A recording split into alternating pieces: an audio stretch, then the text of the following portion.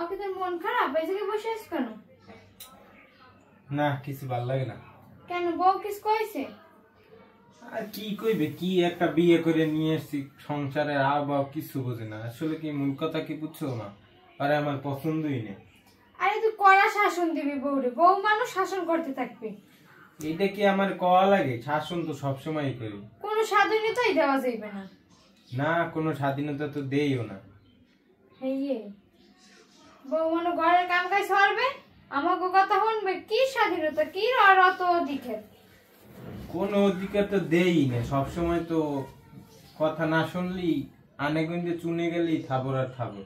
এই স্বাধীনতা থাকে যতক্ষণ বাবার বাড়ি থাকে, শ্বশুর বাড়ি এলে কিসের স্বাধীনতা? কোনো স্বাধীনতাই নেই, আর তোর স্বাধীনতা দিবিও না তুই। না না এই কম না, এদিকে আয়।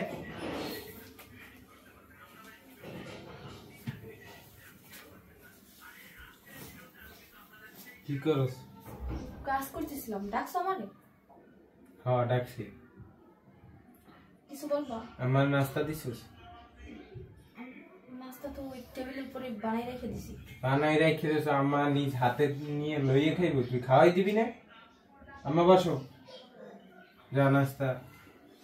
আরে কি বলবি? আর এখন নাস্তাও খামু লাগবে না? আমার নাস্তা নাস্তা খাওয়ার মন মানসিক আছে, এক গ্লাস পানি হইলে হইবে না। যা পানি লই এক গ্লাস। নাস্তা নাস্তা খামু না। খাবা না? না। এই যে আমি অফিসে যাবো, এক গ্লাস পানি লইয়ে যা। আনতেছি।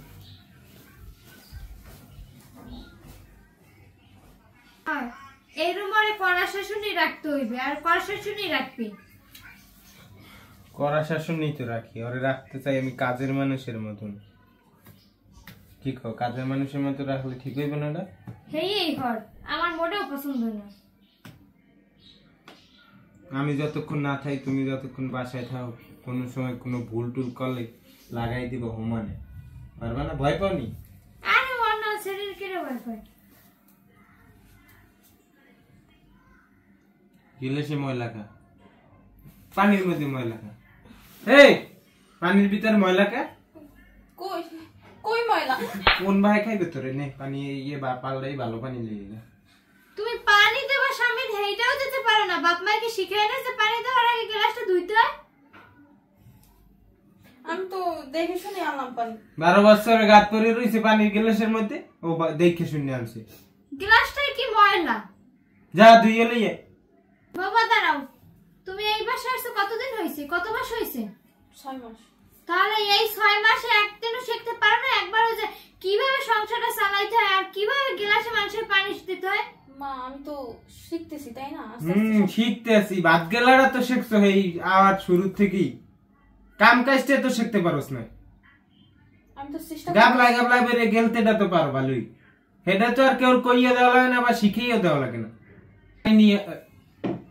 মনে রাখস্কার কইছি না ওটা পরিবর্তন করে ভালো পানি নিয়ে। পারবো না আমি পানি আনতে। পারবি না মানে? পারবো না তো পারবো না। চালু যা। আমি পারবো না।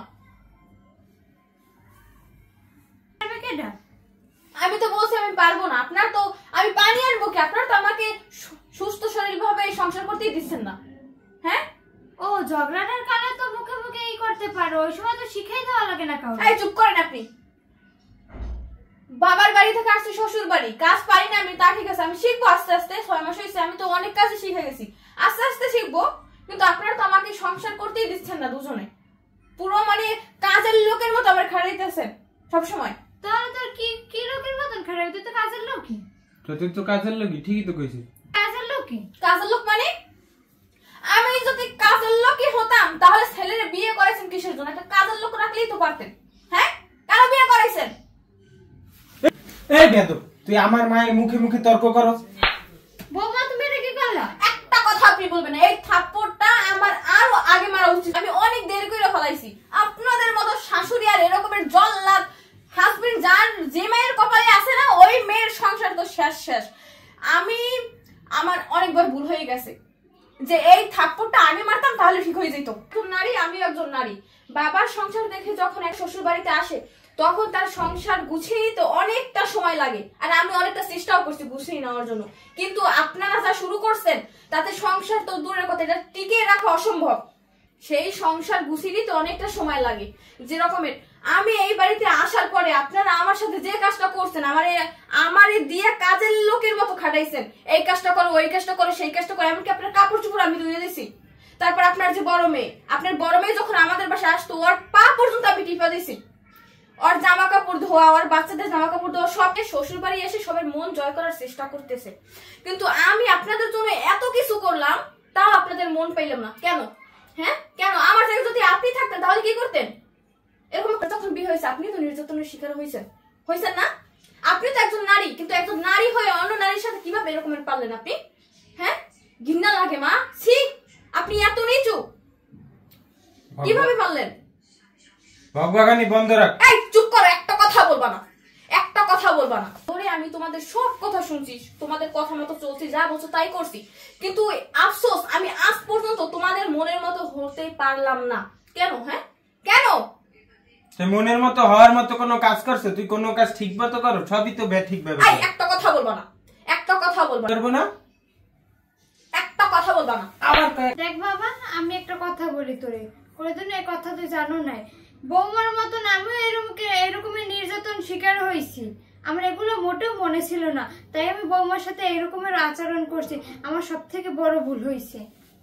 আমার তো শুনে আমার এই আগের দিনের কথা মনে পড়ছে, যে আমি কিভাবে কষ্টে দিন পার করে আসছি এই জায়গায়।